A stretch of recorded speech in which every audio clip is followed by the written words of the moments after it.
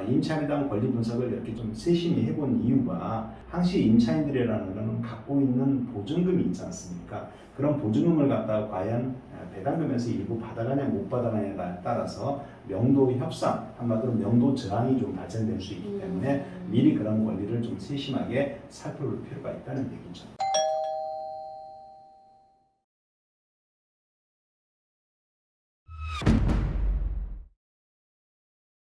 안녕하십니까.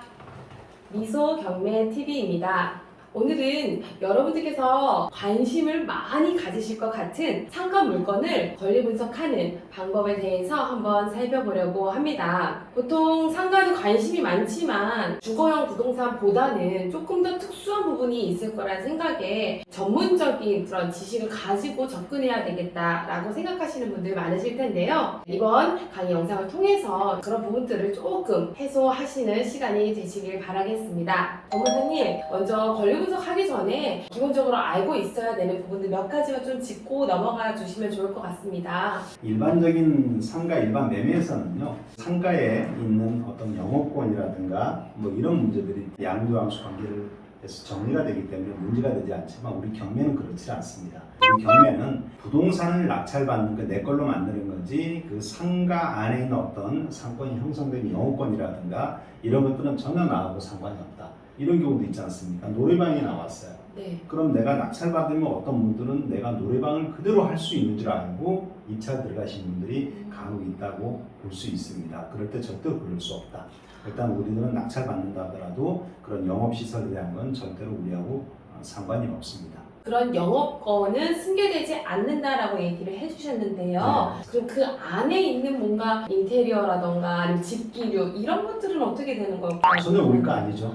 아, 그렇군요. 예, 상가 같은 경우는요, 그 점유자가 소유자든 임차인이든 간에 일단은 상가 자체에서 발생되고 있는 어떤 영업 권리라든가 시설물이라든가 뭐 이런 것들이 있겠죠. 그런 것들은 전혀 우리하고는 상관이 없다 이렇게 생각을 하셔야 됩니다. 물론 예외적으로 몇 개 특수한 물건들은 좀 있습니다. 예를 들어 사우나가 경매로 나왔다든가 아니면 주유소가 경매로 나왔어요.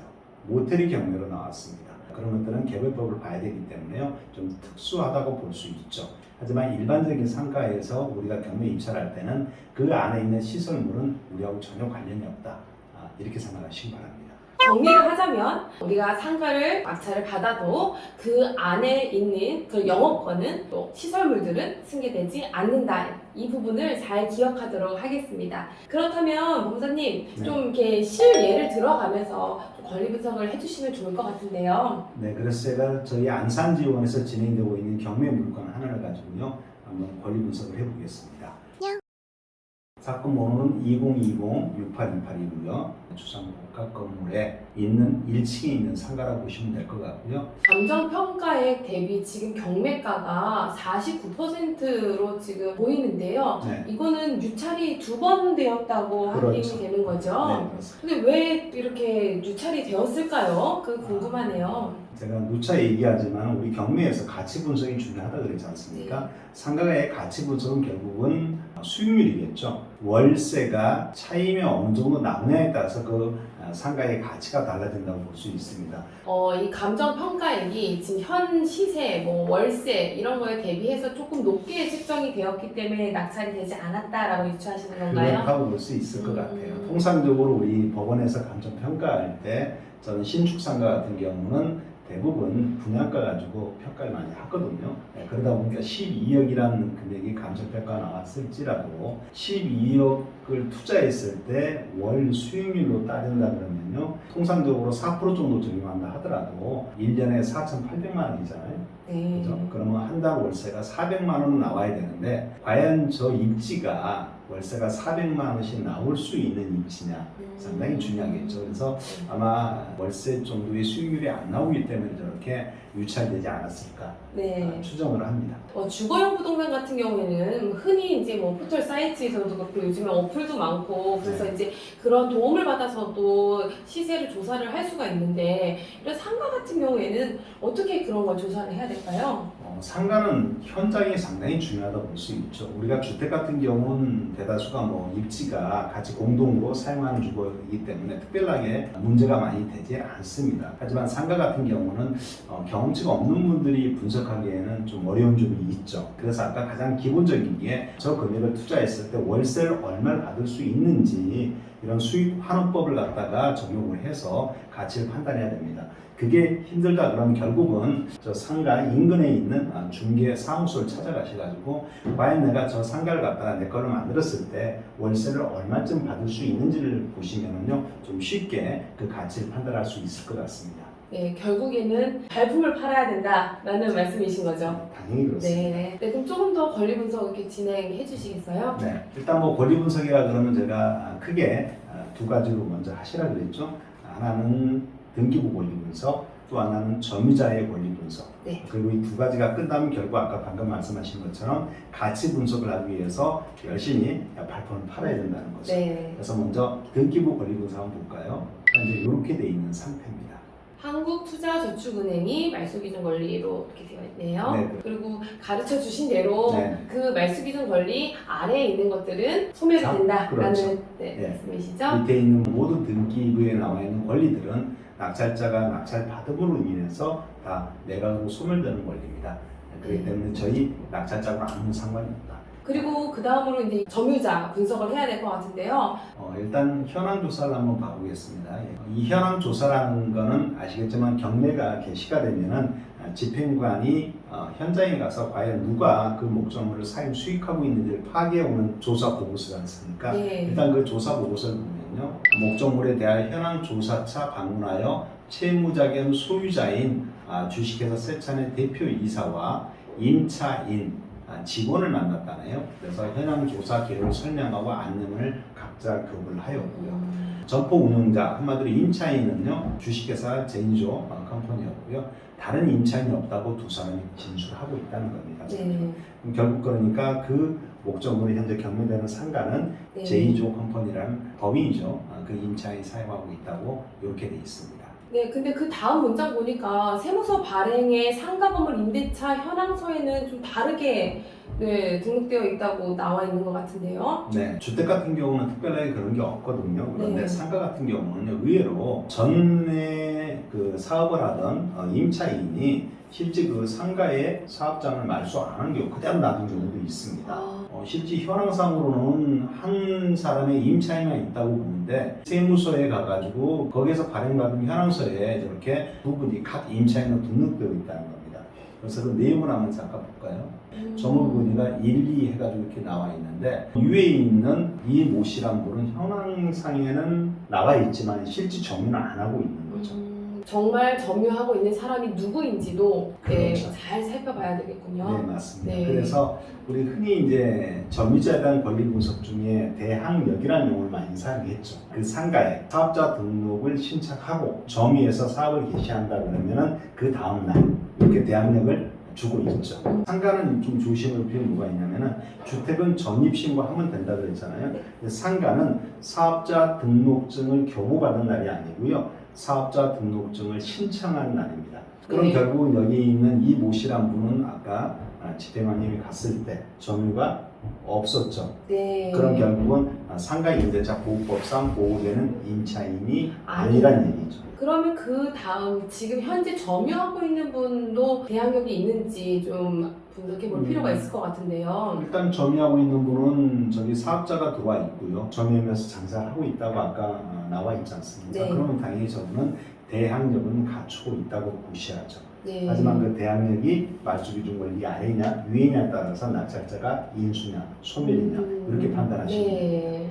법무사님 그러면 이렇게 위에 보니까 부동산 현황에 대해서 조금 이제 언급되어 있는 부분이 보이는데요. 냉동고, 냉장고, 진열 쇼케이스 뭐 이런 등등 직기류가 좀 있는 것 같은데요. 이런 건 어떻게 되는 걸까요?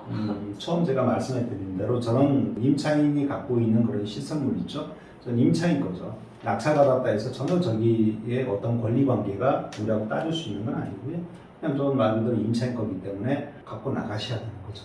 임차인이 저걸 가지고 가지 않고 네. 계속 있다. 그럴 때는 어떻게 처리를 해야 될까요? 결국 이제 명도 진행을 하는 수밖에 한마디로 집행하는 수밖에 없다 이렇게 보시면 됩니다. 명도에 대해서는 조금 나중에 좀 자세하게 말씀을 네. 들어봐야 할 것 같은데요. 네. 명도는 다른 파트로 한번 잡아서 한번 네. 얘기해 드리겠습니다. 그렇다면 권리금이 또 상가는 존재를 하잖아요. 네. 권리금 문제는 또 어떻게 해결을 해야 할까요? 간혹 임차인들이 이제 우리 경매에서 여러 가지 권리를 주장하는 경우가 있습니다. 첫 번째 갖고 있는 보증금이 있겠죠. 또 하나가 이제 계약 종속 기간이 남아 있겠죠. 네. 또 하나는 권리금 보호계가 지금 우리 상가 임대차 보호법상 인정되고 있지 않습니까? 네. 그렇죠? 또 필요비 유익비란 개념도 있습니다. 어. 임차인들은요. 또 하나가 유치권이란 이런 것도 발생될 수도 있고요. 그래서 상가 임차인이 이런 권리를 주장했을 때 과연 우리들은 어떻게 이제 분석을 해야 될지 상당히 중요하죠. 권리금이라든가 기타 제가 말한 여러 가지 그런 주장들은요, 과연 그 임차인이 대항력을 언제 갖췄냐가 제일 중요하다고 보시면 됩니다. 그래서 만일 대항력을 갖춘 시점이 말소기준 권리, 즉 저당권이나 압류나 가압류보다 후순위 늦게 대항요건을 갖추고 있다 그러면 결국 매각으로 소멸되는 권리이기 때문에 아까 제가 말한 모든 권리들을 주장할 수 없다. 네, 그럼 지금 점유하고 있는 임차인이 과연 선순위 임차인인지 그 궁금하거든요. 그걸 보기 위해서는 일단 법원에서 공고한 자료 중에 매각 물건 명세서라고 있습니다. 여기에 최선순위 설정 일자라고 나오죠. 네. 이 최선순위 설정 일자가 소위 우리가 말하는 말소 기준 그렇죠. 권리라고 할 수 네. 있겠죠? 그런 말소기준 권리가 2019년 11월 29일 근저당권이 말소기준 권리가 되고요. 그 다음 배당요구 종기라고 쓰여있죠. 이 배당요구 종기라는 얘기는 배당받을 채권자들은 이 기간 내에 요구해라. 네. 이런 의미지 않습니까? 이 중에서 중요한 게 임차인이 임차인. 그렇죠. 네, 배당 요구를 하느냐 안 하느냐가 중요한 거죠? 그렇습니다. 먼저 점유자가 이모 씨란 분이 현황 조사라든가 이런 게 나와 있죠. 정부 초처에서 점유기간 나오고요. 2020년 사업자 등록을 말하는 거고요. 네. 그럼 결국 이 날짜하고요. 그 다음 점유 개시 일자 2020년 4월 15일하고 2020년 4월 20일차 이 두 개가 완성된 다음 날이라고 보시면 됩니다. 2020년 4월 21일부터 그럼 대항력이 그렇죠. 발생되었다라고 할 수 맞습니다. 있겠네요. 최선순위 설정 일자 말소기준 권리는 2019년 11월 29일이니까 결국은 후순위라고 그렇죠. 할 수 있겠네요. 후순위 임차인이라고 볼 네. 수밖에 없습니다. 그럼 후순위 임차인이라는 얘기는 자기의 모든 여러 가지 권리를 낙찰자한테 주장할 수 없고 단순히 매각으로 소멸되는 권리다. 이렇게 네. 보시면 됩니다. 임차인에 대한 권리 분석을 이렇게 좀 세심히 해본 이유가 항시 임차인들이라는 것은 갖고 있는 보증금이 있지 않습니까? 그런 보증금을 갖다가 과연 배당금에서 일부 받아가냐 못 받아가냐에 따라서 명도 협상, 한마디로 명도 저항이 좀 발생될 수 있기 때문에 미리 그런 권리를 좀 세심하게 살펴볼 필요가 있다는 얘기죠. 그 임차인 입장에서는 억울하고 그렇기 때문에 음. 순순히 이렇게 나가려고 하지 않을 것 같다라는 생각이 좀 들긴 하네요. 네. 네, 계약 기간도 아직까지 남아있는 상태인 걸로 보이고요. 예. 그렇다면 그 저 임차인들은 낙찰자가 잔금을 치르는 날부터 임대차 기간이 소멸이 되는 건가요? 언제까지인 거예요? 점유할 수 있는 기간이? 일단 이렇게 보시면 됩니다. 임차인들은요, 보증금을 반환받을 때까지는 점유할 수 있는 권리가 적법하다고 보시면 됩니다. 그럼 결국은 배당 받을 때까지 있어야 될 필요성이 있는 거죠, 임차인들은요. 네. 그래서 배당 기일까지는 됩니다. 그래서 낙찰자가 잔금 내고 대략적으로 배당 기일이 한 달 후쯤 잡히니까 그때까지 점유할 수 있죠. 여기서 또 궁금한 게 네. 상가도 혹시 그런 소액 임차인들을 위한 우선 변제권, 최우선 변제권 이런 것들이 또 상가도 적용되나요? 당연히 적용됩니다. 상가 같은 경우도 대항력이라든가 그 다음 우선 변제권, 최우선 변제권 다 적용이 된다고 봅니다. 다만 저희 상가 임대차 보호법이라는 게 있지 않습니까? 네. 그 상가 임대차 보호법은요, 임차인의 환산 보증금이 각 지역마다 조금씩 다릅니다. 그래서 환산 보증금이 대통령으로 정하는 보증금액을 초과하는 임대차는 적용을 하지 않습니다. 하지만 그 예외적으로 또 적용해주는 법정이 몇 개 있거든요. 그래서 네. 이런 내용은 좀 한번 저희가 다음 시간에 한번 네. 구체적으로 한번 살펴볼 필요가 있습니다. 근데 환산 보증금이 정확히 뭔가요? 지금 만일 이 물건 같은 경우 보증금이 1억에 지금 차임이 300만 원이지 않습니까? 네. 일반적으로 만일 저게 주택이다 그러면요, 차임에 대한 권리 분석할 필요 없습니다. 그냥 그 보증금 1억만 가지고 따지시면 되는 거예요. 하지만 상가는 주 목적이 사실상 월세지 않습니까? 그래서 네. 그 차임을 그대로 놔두는 게 아니고요. 보증금으로 같이 합산한다는 겁니다. 그래서 환산한다 얘기하는 거거든요. 그래서 저 차임 300만 원을 갖다가 보증금으로 환산하는 방법이 100을 곱하는 겁니다. 그럼 어떻게 되죠? 3억이 되는 거죠. 네. 그래서 환산 보증금은 4억이다 이렇게 보시면 됩니다. 아, 그렇군요. 이런 부분들도 좀 알고 있을 필요가 있겠네요. 상당히 중요하죠. 네, 상가에서. 중요한 부분이겠네요. 네. 자, 그럼 이 물건 같은 경우에는 등기부에도 이제 문제가 없고, 그리고 임차인도 선순위 임차인이 아니기 때문에 문제가 없는 것으로 보이는데, 법무사님, 어떻게 맞는 건가요? 아, 맞습니다. 부담되는 금액이 하나도 없기 때문에요. 월세가 어느 정도 나오는지만 잘 파악하시면 네. 될 것 같습니다. 상가에 관심 있는 분들은 많거든요. 그래서 경매로 상가에 참여하시는 분도 많습니다. 그랬을 때 가장 기본적인 게 상가건물 임대차 보호법이라는 특별법을 반드시 알고 계셔야 된다는 얘기죠. 그 안에 나와 있는 권리금 회수기회라든가 그다음 계약갱신 청구권 10년이라든가 유치권, 필요비, 유익비 뭐 이런 것들이 우리 상가건물 임대차 보호법에서 나올 수 있는 것들이거든요. 그래서 이런 내용들을 갖다가 좀 더 우리가 더 심도 있게 다뤄볼 필요성이 있을 것 같습니다. 그래서 다음번 시간에 한번 그걸 갖다가 다뤄보고자 합니다. 오늘 영상도 여러분들께 유익하셨다고 생각이 드시면 구독, 좋아요, 알람 설정 부탁드리도록 하겠습니다. 시청해주신 여러분들 모두 감사합니다.